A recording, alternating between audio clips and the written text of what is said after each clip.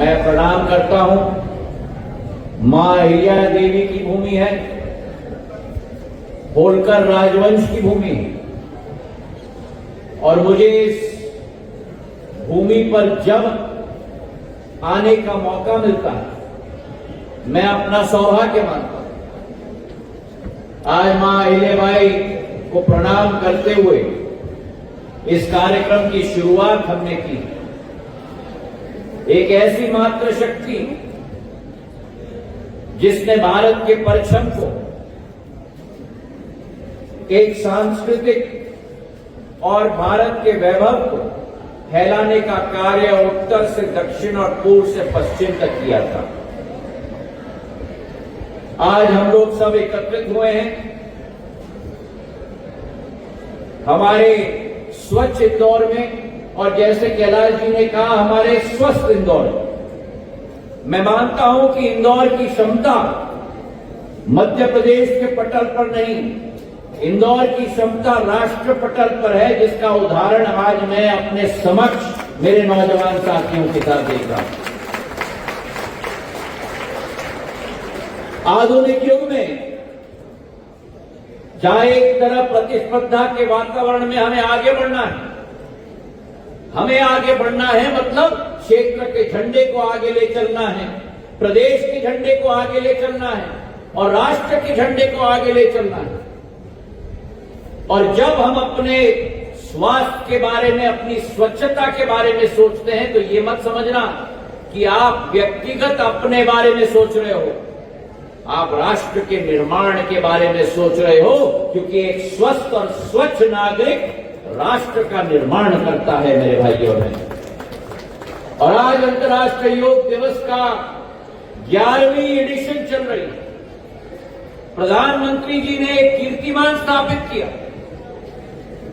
जब भारत की आर्थिक शक्ति केवल नहीं, लेकिन भारत की आध्यात्मिक शक्ति, जिसमें योग का एक बहुत महत्वपूर्ण योगदान है, उसे विश्व पटल पर निखारने का कार्य इस देश में अगर किसी ने किया है तो प्रधानमंत्री नरेंद्र मोदी जी ने किया।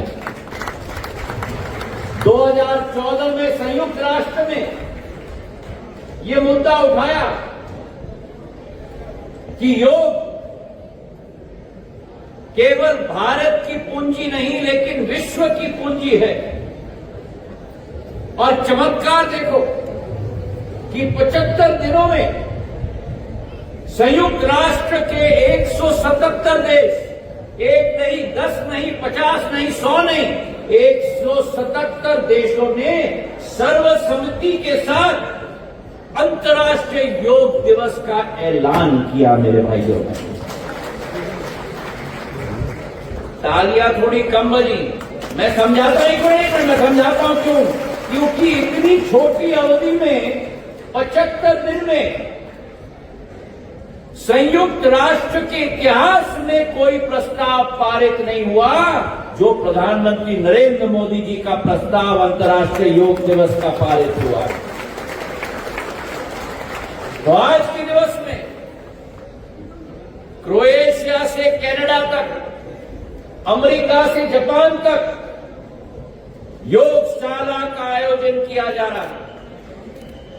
ये भारत की विकास और प्रगति और भारत की आध्यात्मिक शक्ति का प्रतिबिंब अलग से केवल नहीं है, लेकिन उसी के साथ प्रधानमंत्री नरेंद्र मोदी जी की वैश्विक नेतृत्व की क्षमता का प्रतिबिंब भी है।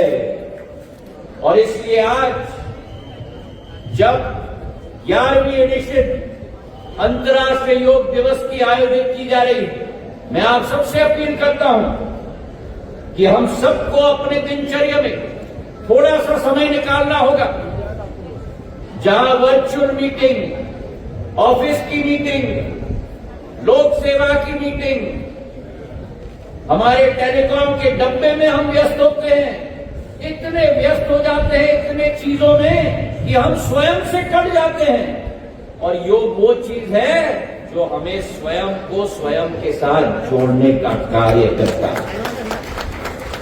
योग केवल शारीरिक अवस्था की श्रेणी नहीं है, योग मानसिक रूप से व्यक्ति को प्रगति के रास्ते पे ले जाता है। योग आत्मा को भी एक नई ऊर्जा उत्पन्न कराता है।